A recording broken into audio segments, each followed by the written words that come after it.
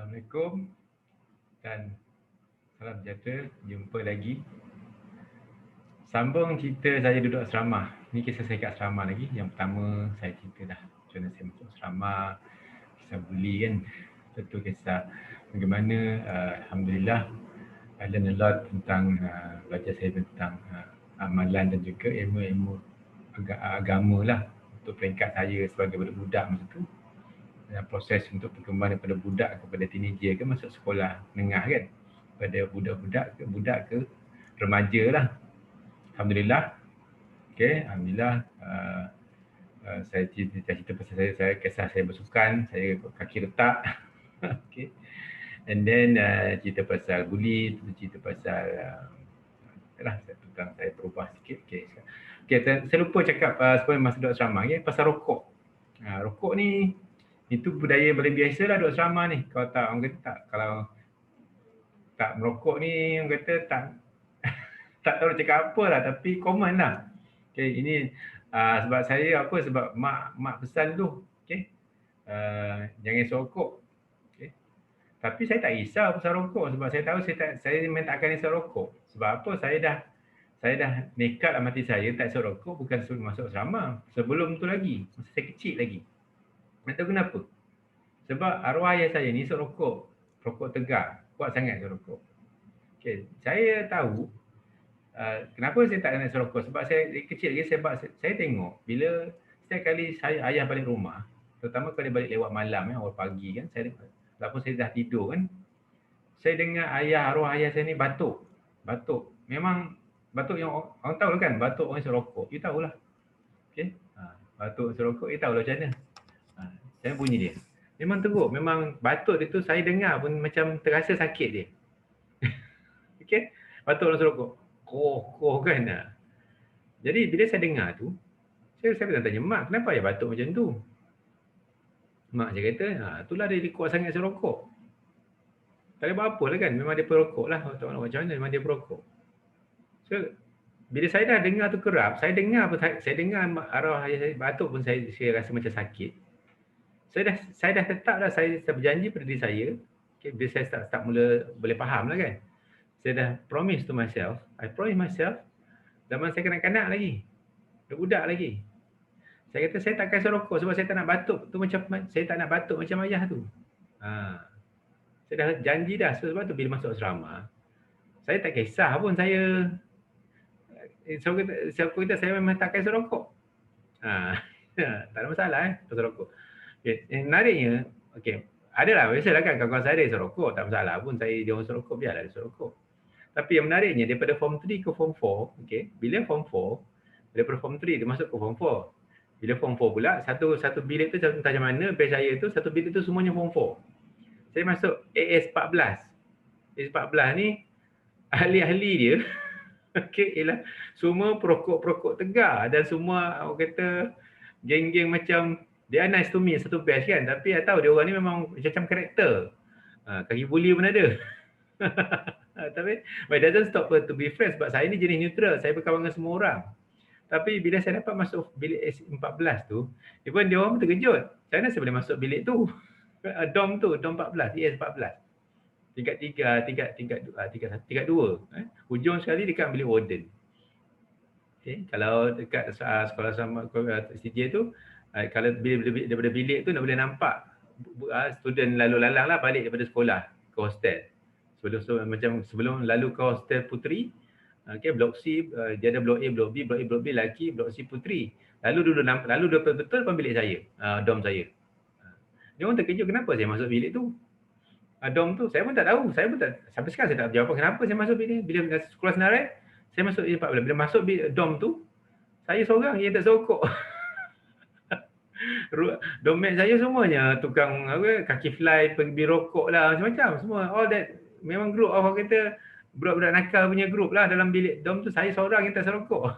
Dia orang pun terkejut. Tapi saya tak kisah sebab saya tak masalah berkawan dengan semua orang. Menarik. So bilik tu lah, sebab tu bilik saya tu jadi macam kalau cikgu buat spot check, memang confirm saya punya dom kena check. Sebab segala tukang keluar kaki fly beli rokok, perokok, segala-gala semua kat situ. And dia mix of so-called budak-budak nakal. Nakal sekolah lah. Ramai yang sport juga adalah. Okey. Year 14. Okey, dia panggil 14 dia panggil 14 geng 14. Geng 14 saya, even senior pun terkejut. Kenapa okey. Saya lupa cakap masa dekat sekolah menengah, nama gelaran saya Cikun. Yang bagi nama tu masa saya form 2. Saya sempat duduk tingkat 3 tu, AS 16 ke 17 tak ingat. Okey. Yang bagi brother yang bagi, ada brother form 3 bagi saya nama tu. Dah meninggal lah brother tu, dia kena kanser, kesian dia. Dia dah bagi nama tu. Asalnya Sikun. Okey, lepas tu dari mana dah jadi evolve jadi Cikun. So yang panggil saya nama tu hanya schoolmate saja. Saya tak suka nama tu sebenarnya. Saya tak suka nama tu. Okey, memang saya tak suka langsung. Tapi dah sekolah kan tak kisahlah, tapi bila saya keluar sekolah, habis zaman sekolah saya tak guna nama tu dah. Memang saya tak suka. Saya tak suka nama tu. Tapi zaman sekolah okey. Yang sebab tu yang panggil sekarang ni nama tu hanya all my school ex schoolmates saja yang panggil nama tu. Itu pun my best saja yang saya akan layan. Other than that saya takkan layan. I don't like the name. The sounds pun tak nice kan, apa-apa tak. Okay, okay, so this my name lah. Okay, so saya rokok tak ada masalah lah. Okay, yang video ni saya nak cerita tentang saya punya apa akademik saya lah. Okay, saya bila masuk kat sini saya memang target saya memang ultimate goal saya nak belajar. Tapi saya biasa belajar. Sebab saya daripada biasa sekolah rendah kan, memang saya top 3, top 1, nombor 1, nombor 2, nombor 2. Saya dah jadi kompetitif sikit akademik. Memang saya kompetitif sikit akademik. Okay. So jadi bila tujuan saya tu untuk belajar, saya cuba, memang saya stay motivated for that lah. How I stay motivated? Okay. Pertama sekali, dah duduk kat asrama kan, apa yang buat saya sentiasa yang akan keep saya rasa macam bila saya malas ke penat ke, apa yang akan keep saya motivated? Yang keep saya motivated ialah bila saya rasa malas, rasa tak nak baca buku, saya rasa macam nak buat benda tak elok ke apa ke, ada kawan-kawan ajar ke, saya akan how I bring back myself to on track. Senang je. Okay. Satu, saya akan ingat, saya akan bayangkan, bila saya fikir buat benda yang saya rasa tak betul ni, ataupun malas nak belajar ni, saya akan bayangkan muka mak saya, muka ayah saya. Itu je. Saya bayangkan muka dia orang, saya bayangkan, kalau ayah saya akan bayangkan bangun pagi, pergi kerja, naik motor, kerja 18 jam. Sebab saya pernah tengok, saya bayangkan sebab saya tahu dia kerja kat mana, dia buat apa, saya tahu macam susah kerja dia, saya bayangkan tengok muka dia, dengar dia batuk, all that. Okay. Yang kedua, lepas tu saya akan bayangkan muka mak saya. Bayangkan muka mak saya datang, bila dia datang tengok saya kan, datang jauh-jauh kan dengan datang tengok saya semua. Saya tu je, dua tu je. That's all my motivation. Saya bayangkan satu hari besok saya tak nak susah, kemudian saya nak senangkan dia orang. Itu je. Saya bayangkan senang. Bila saya nak motivated senang, saya akan bayangkan muka mak saya, muka ayah. Saya tak boleh bayangkan bagaimana kalau mereka kecewa kalau saya ni, contohnya belajar saya tak berjaya. Saya tak sampai. Walaupun dia tak pernah, dia orang tak aneh. Ayah saya daripada saya kecil sampai sekolah sampailah saya masuk universiti, dia nak saya belajar tapi dia tak pernah tanya pun result. Tak pernah tanya pun result macam mana okey ke tak, dia tanya. Dia tahu dia nak saya belajar, dia suka saya belajar. Itu je saya punya motivasi saya. Terasa macam lemah kan, tak semangat ke, malas nak buat benda tak elok, bayangkan kalau saya buat benda tak elok kena tangkap. Okey. Apa akan jadi? Macam mana malunya mak ayah saya? Itu je. Dua tu je. Itu yang keep me, satu, itu yang keep motivated dari segi akademik, sebab saya tak nak bayangkan kecewa kalau saya kena kecewakan dia orang. Yang kedua, that keep me avoided me from doing all those nonsense lah. Okay, jadi something ke, rokok ke, bully ke apa, whatever lah. So that's all. That's my so-called so-called regulation. Itu saja, tak ada benda lain. Itu tak ada orang. Tak perlu orang tegur saya sebenarnya. Okay, saya tahu. That keep me motivated. Sebab tu saya, alhamdulillah taklah saya ni budak baik. Okay, tapi saya tak buat. Sebab saya tak nak buat. Macam contohnya, saya duduk form 4. Saya punya bilik semua perokok.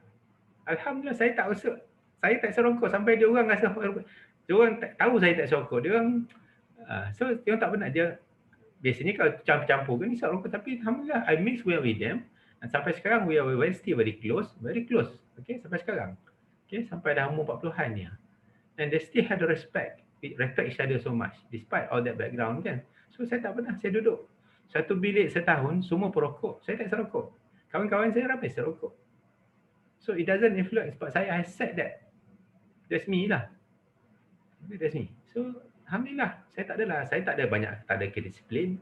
Alhamdulillah. I think that's why, because of that. Bila motivasi untuk akademik, my parents. Motivasi supaya tak buat benda yang tak semenggah ke, benda tak apa-apa ni, same my parents. Okay, itu je. Okay, so akademik pula. Lepas tu bila saya dah motivasi, memang saya cubalah. Saya cuba setiap exam, saya cuba terbaik. Dan saya somehow, memang saya above average lah. Kira bukan top. Masa saya form 1 sampai form 2, saya above average result saya lah. Bukan top lah. Macam kalau kelas tu 30 orang, saya tu antara between nombor 7, 8, 11 macam tu lah. Okay, lebih pada average lah. Bukan pertengahan. Alhamdulillah. Kelemahan saya bahasa Inggeris. Buat kampung kan. Mana belajar. Tapi saya ni suka jenis cabaran. Okay, sebenarnya cabaran. Saya pernah Inggeris saya lemah kan. Okay, tapi I always take the challenge. Saya belajar, saya campur dengan orang yang set. Kalau kat sekolah saya tu dia ikut set. Dia buat test, dia kata tak ikut set. Set 1 tu paling pandai English, set 2 kurang sampailah set 5 lah. Okay. Tapi saya suka ambil cabaran. Contohnya masa saya form 5 ke form 4, saya ingat form 5 ke. Okay. Ada satu pertandingan sampai ada kena menyanyi. Okay. I was invited by my friend, by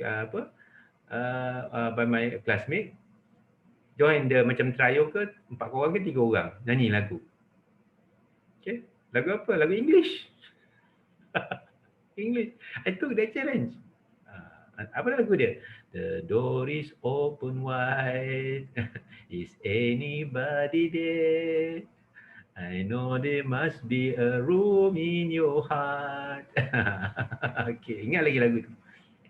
Okay, I practice. Tapi masa tu tak pandai cakap, boleh nyanyi boleh lah. Okay, so I learn. Okay, so masa English saya dapat set 2. Lepas tu macam mana tah? Form 4 turun set 3. So form 5 turun set 3. Yang set 1 tu biasanya ambil triple 1 exam, triple 1. So akademik saya belum betul. Saya memang saya ni bukan jenis yang pandai sebenarnya. Honestly, saya kena admit, saya bukan jenis pandai by nature, saya jenis brilliant tak. Okay, saya bukan jenis yang brilliant dari segi akademik ni.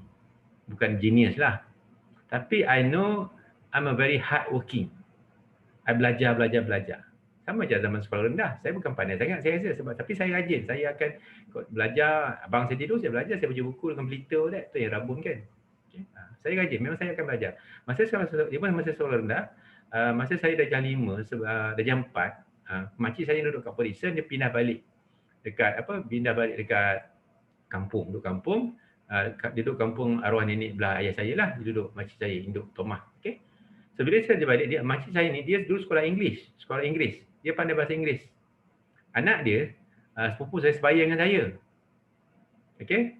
So bila balik sekolah rendah, okay, dia sekolah kat kampung, sekali sekolah dengan saya lah. Nama dia Ina. Okay, sepupu saya sebaya dengan saya. Okay. Dia tahu saya ni masuk budak pandai. So saya pergi belajar bahasa Inggeris dekat rumah dia. Masa start dari form 4 sampai form 4 lah. Saya tahu saya tak pandai English. So saya pergi sana, saya belajar Inggeris dan juga saya belajar lain-lain. So saya study sama-sama dengan sepupu saya lah, Ina ni, daripada jam 4. Okay, belajar sama-sama. Macam mana saya pergi belajar? Saya tak ada basikal lagi masa tu. Jam 3 tak ada, jam 4 tak ada basikal lagi. Jam 5 baru ada. Saya jalan kaki. Habis sekolah, saya akan jalan kaki cross sungai. Lalu sungai pergi rumah dia. Petang balik semula. Kadang-kadang kalau weekend tu kadang tidur sana. Saya belajar sekali dengan dia. Alhamdulillah, sesama kita dapat 5A lah. Sebab saya lebih pada nak belajar English. Sebab saya memang tak tahu orang ajar kat rumah kan. Untuk pilihan jam 5 lah. Alhamdulillah masa tu. Terima kasih Nduk. Okay. Lepas tu, saya ni rajin jenis yang bila saya tahu saya lemah, saya akan find a way how I can improve. Masa tu, bukan ayah saya suruh tau. Ayah saya suruh. Saya yang nak pergi. Bukan ayah saya suruh pun, dia tak suruh pun. Okey. Masa tu tuition kat sekolah seminggu sekali je. Seminggu sekali tuition kat sekolah. So saya belajar dekat so, lepas tu saya jenis yang I know I'm hardworking when it come to saya akan belajar. I'm not brilliant. I suka buat latihan. Lepas tu bila belajar masa sekolah rendah tu saya buat latihan matematik, English semua tu. Hidup saya pun medicine, ada kawan dah belajar. Sama macam bila saya belajar asrama, I carry that so called that sikap, that attitude. Saya rajin belajar. Okay, saya akan cuba. Kadang-kadang saya orang pergi kelas main bola padang, saya tahu saya tak faham, saya pergi kelas, saya buat latihan. Matematik ke saya buat latihan. Okay, so tu saya lah. Saya bukan pandai sebab saya naturally saya ni pandai genius. Tak, saya jenis yang I work for it lah. And I put my socks lah. Okay, I work for it. So alhamdulillah, it gives me that. So alhamdulillah, masa tu kalau PMR ni kat sekolah saya tu kalau yang top student tu 8A lah. 8A. Okay. Masa tu admire lah kan bila orang dapat bila masa saya form 1 tu bila announce result tu 8A. Saya kenal abang-abang Mani Zamzah tu dapat 8A. Oh.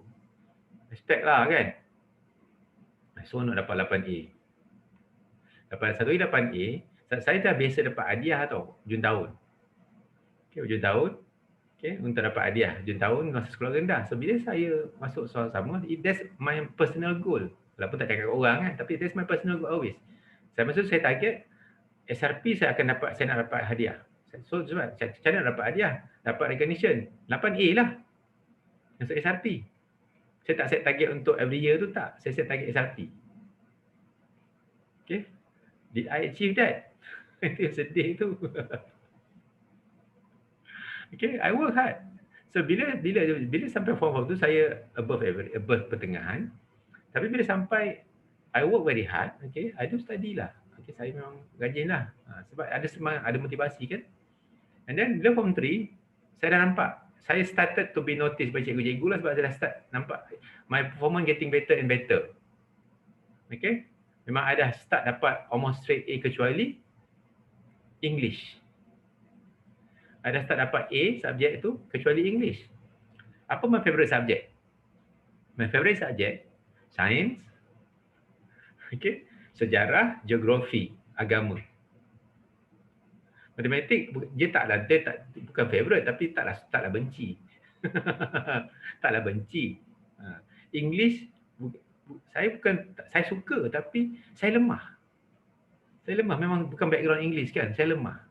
Tak biasa dengan English. Okay, so bila trial pun dapat A kecuali English dapat C4 kita tengok trial masa SRP tu. So ada lagi B lah, tapi saya yakin lah sebab saya dah result saya masa ujian masa form 3 dah better than much better. I dah rank among the top kat dalam kelas all that lah. Okay. So dapat tak result saya PMR 8A? Sedih nak cakap tak. Tak. Yang sedihnya apa tau? Saya dapat 7A, 1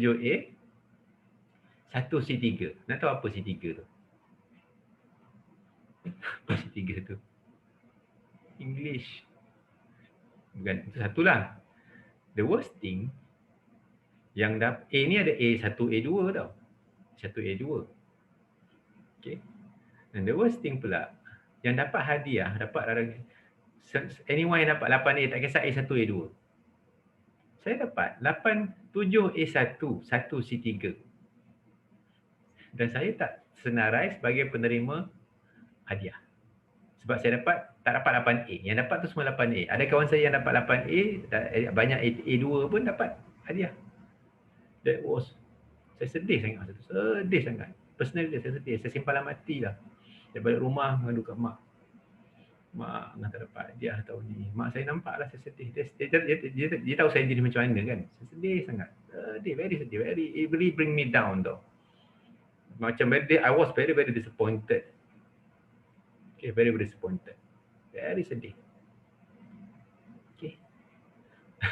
Okay. I was very disappointed. Sebab tu masa hari penyampaian hadiah tu, adik-anak tu memang saya macam tension gila. Stress gila, memang tension gila. And kesan dia bukan sekejap Kesan dia bukan setakat lepas tu. I didn't know, I couldn't move on. I couldn't move on at all. Okay, I couldn't move on. Lama. Okay, sampai saya tak boleh move on sampai almost towards the end of my form 4. As a result of that result tu, saya sedar lah kenapa. Saya sedar sebab saya tahu sebab dia. As a result, disebabkan saya tak dapat anugerah, saya kecewa sangat. Okay. Hasilnya, kesan dia, saya punya form 4 kan, saya daripada so-called 7A student, form 4 kan, exam saya masa form 4, masa tu dah kira macam SPM kan, grade-grade kan. Semua saya punya exam kan tak pernah dapat grade 1. Maknanya aggregate tak pernah, semuanya tak pernah kurang daripada 20 something, 24 ke 21 aggregate tak silap. Grade 1 24 ke 21 tak ingat 24 ke 21 ke bawah baru dapat grade 1. Lepas tu grade 2, grade 3 lah. Okay, grade 3. Masa tu kira grade. Bukan kira sekarang ni kira A semua kan. Dulu masa tu kira grade 1, grade 2, grade 3. Grade 1 ni 20 berapa? 22 ke 21 ke bawah grade. Total aggregate maknanya total katalah C4 kan. Satu tu A dapat A1. So satulah. Kalau semua lagi rendah tu lagi kecil lagi tinggilah value grade itu grade 1 dia. So grade 1 pun ada ranking lah. Grade 1 yang berapa dia punya total point. Okay. So kesan dia masa form 4 saya down, memang saya tak malas belajar, saya memang tak ada, memang saya sedar motivasi mak tu tapi somehow it affect me. Saya taklah buat benda pelik tapi memang bila belajar saya tak dapat fokus. Saya tak fokus sangat, tak buat. Memang ada motivasi tapi somehow I was because the kekecewaan tak dapat result yang saya dapat anugerah tu, saya my goal kan, my goal. Different zaman saya masa EU lain. Goal saya masa sekolah lain, goal saya masa EU lain. Okay. So, kecewa, down ni. Saya punya admit ni, masa admit, tak pernah first test admit saya fail. Pacer tengah pertama. Lepas tu dapat ngam-ngam pass je. Down, give me down. Okay. That's all lah. So, kecewa. Form 4 orang kata honeymoon je. Orang lain honeymoon buat pengen pelik. I bukan buat pelik. Panggil saya macam biasa sikit panggil, tapi saya memang tak ada motivasi nak macam down. Saya tak dapat fokus. Bila saya belajar pun saya tak faham. Saya tak ada, itulah macam down lah. Cannot explain. Tapi memang kesannya result saya turun lah. Memang saya form 4 memang sampai cikgu tegur, cikgu panggil kan. What happened to you? Kenapa saya ni? Saya pun tak ada cakap apa. Saya diam je lah. Siapa yang dia banyak cakap pun dengan cikgu. It bring me down because of kekecewaan tu lah. And then lepas tu lah, there's something, sana bila kita jatuh ke bawah ni, kita tahu, kita learn how to come back tu very sometimes, itulah hikmah dia. You learn macam tu, masa tu kan, ranking dalam kelas pun out. Kawan-kawan pun terkejut, tengok kan kenapa, cikgu ni kenapa ni. Tapi no one know the answer lah, tapi saya tahu kenapa. Saya cannot carry on, cannot move on because of the disappointment. Okay. So how saya come back? Video lepas ni lah. What triggered me to come back? And I started late. I came back, I made that turnaround masa form 5. Okay, I managed to recover. Nanti next video I can share macam mana saya boleh turn around tu. What was the turning point that turned me around?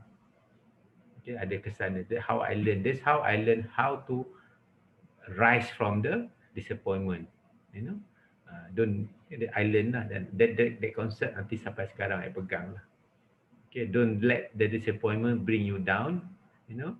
Okay, but use that to fire you up, to bring you further, to get you, to make you better sepatutnya. So turn the negativity to something that make you better as a person.